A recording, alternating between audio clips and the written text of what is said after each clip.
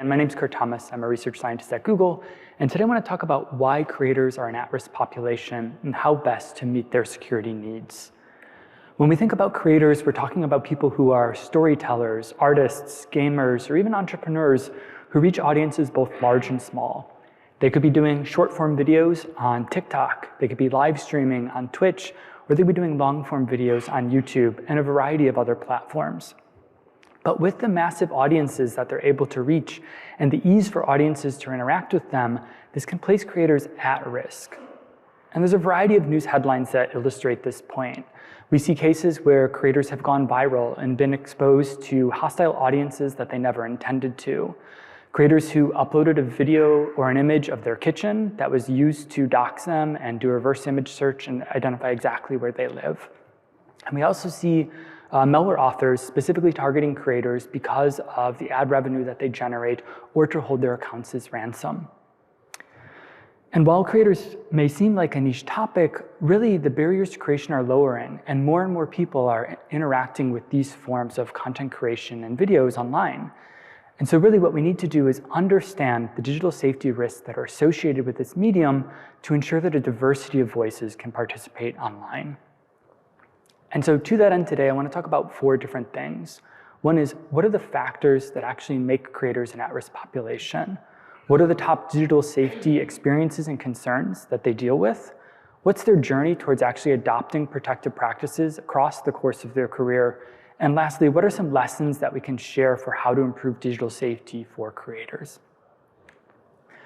To conduct our research, what we did is we actually interviewed 23 US-based creators, and we tried to recruit from a variety of different axes. We really wanted a diverse set of demographics, so dealing with marginalization across race and ethnicity, gender, and sexual orientation. We looked for creators that were just starting out and had, say, 5,000 audience members, or creators that have been doing this for a very long time and had upwards of 750,000 subscribers to their channel or followers on their platform.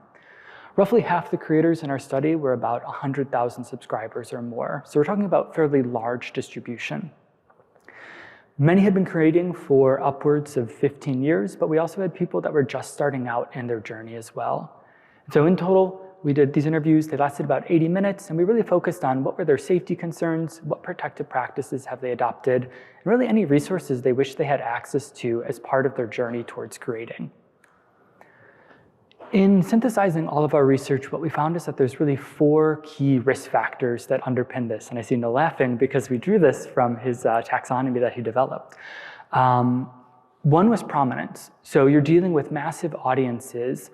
And a second was the social norms. You're actually suddenly having to deal with norms across society, across different countries, across different platforms. And all of that can yield different risks. And while I won't talk about it today, we also saw evidence of marginalization affecting creators and the fact that once you do reach these huge audiences, attackers do begin to focus on your account as a single source of failure. There's a lot of people that deal with prominence online. You have politicians, you have other artists like celebrities, and you also have people like journalists. But what's unique to the prominence that creators face is that audiences expect frequent and authentic interaction. And this really prevents you from distancing from your potential attackers. You have to be in the comments responding to people. You have to be looking at your DMs. And so this ease of access actually lends itself to attackers engaging with you, which is not true for many other prominent figures. And lastly, even when we talk about creators who maybe cultivate a community that they trust and try to build a protective boundary about who they interact with, virality can take them out of that safe space and force them to interact with other hostile audiences.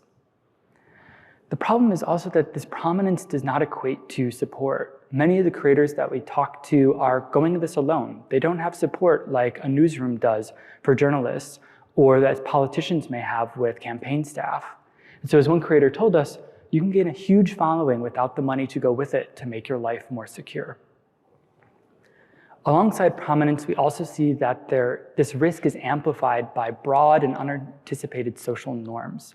As one creator eloquently put it, when you're dealing with an audience with diverse backgrounds, diverse personality, diverse political views, it seems like there's always going to be something that can be wrongly interpreted. And so creators have to be constantly on guard to say when they're live streaming or uploading, that they're aware of the message that they're putting out to potentially millions of people and how it's going to be interpreted, which is an incredibly challenging task. Given all of these risks, creators first and foremost were concerned about their physical safety. They talked to us a lot about concerns around surveillance, stalking, or somebody showing up to their residence and threatening violence to them, or maybe even their family members. And the problem with this is that it's very easy for creators to make mistakes. If your residential address leaks or your real name leaks, there's really little recourse that you can do once that information is publicly accessible. And indeed, there's forums like Kiwi Farms that explicitly aggregate this information and amplify it to get attackers to pay attention to creators. And creators also emphasize there's really too many ways to make mistakes. There could be a package in their video due to an unboxing that had their address. It could be a street sign in their background. It could be a reverse image search for something that appeared in their content, or even family members or friends not understanding the boundaries that they put in place and violating that and revealing personal information they wanted to be kept secret. The other thing is that creators worry a lot about actually their audience and their community, and by proxy, a bit of their reputation. So they want their community free of toxic content, but also attackers targeting them with scams or things like that. One creator shared with us, impersonators will reply to comments with cryptocurrency ads and a phone number. My audience will think it's me. Then my audience would say, I called the number and you weren't there. It's like whack-a-mole. So creators are taking this all on their own to both have to protect huge audience members that they are drawing in, as well as for their own safety. We also see for larger creators, financial safety is really of top concern as well. This typically takes the form of, say, fake brand engagements or malware that's sent to their inboxes. And this is because creators are often interacting with brands in an ad hoc manner and may not even have brand managers to support them. So an email that says, hey, I'm willing to pay you to put this up on your channel could be legitimate, or as one creator shared, an actual scam. So within the last 6 months, I've probably gotten 3 separate emails from people pretending to be a major brand manager. They'll always have a malicious link or something to download. I've almost been fooled. And when they do actually access those links, what it does is take over their channel, possibly revert or direct all of their ad revenue to the attacker, or result in their password being changed and then being held ransom for them to pay for. And lastly, hate and harassment is of course something that creators have to deal with, and the emotional toll that that takes. As one creator shared, the cumulative effect of whatever is going on any given day, if you read enough comments, is just brutal. In the moment while moderating, I'm fine. I try to make sure I filter that stuff out, but it sticks with you. And so very often they have to lean on friends and family to help with some of this emotional toll, or work with volunteer moderators to deal with this. What this resulted then is, with all these different threats, is a variety of protective practices being adopted by creators. One of the first was distancing behaviors, often to deal with the emotional toll of creating or their physical safety. So here we think of things like self-censorship, being really careful about what you talk about for how it's going to be interpreted online. Adopting pseudonyms early on in their career so that they can't actually attach a real identity to their channel. Whenever you're dealing with brands, maybe who are actually shipping physical products and things like that, always using a PO box rather than their real address, and making sure that their backgrounds never have any identifying features. For dealing with their community safety, and again, sometimes with their emotional or even physical safety, they turned a lot to content moderation. They would filter keywords for toxic content, but even their addresses or maybe their real name so that it could never appear inside of comments. They would hire volunteer moderators. They would block and report content, and also try to establish community norms so that everybody understood what the expectations were for how a creator would interact with their audience. But the reality is that there's a variety of types of attacks where these type of technical or privacy measures aren't enough. And so very often creators had to rely on external support. So in the context of, say, an account being taken over, they would have to reach out to a platform and hopefully have a contact there that could return their account to their ownership. Also, when they're dealing with physical threats and things like that, they would often turn to law enforcement or even possibly legal aid to receive some form of assistance. The problem, though, is that most creators adopt these protective practices late in their career. It's a cyclical process where they start as creators, they begin their journey, and then all of a sudden, some attack that they've never dealt with before crops up. They learn a little bit about protective practices and they modify their behavior, and this cycle repeats. The problem is, though, that your early adoption of protected practices and what you do when you have an audience of 5,000 people won't translate when you have 100,000 people viewing. And so early mistakes like deciding to overshare maybe your original name or where you live or things like that are decisions that you have to live with for the rest of your journey as a creator because it's so complicated to revert that information.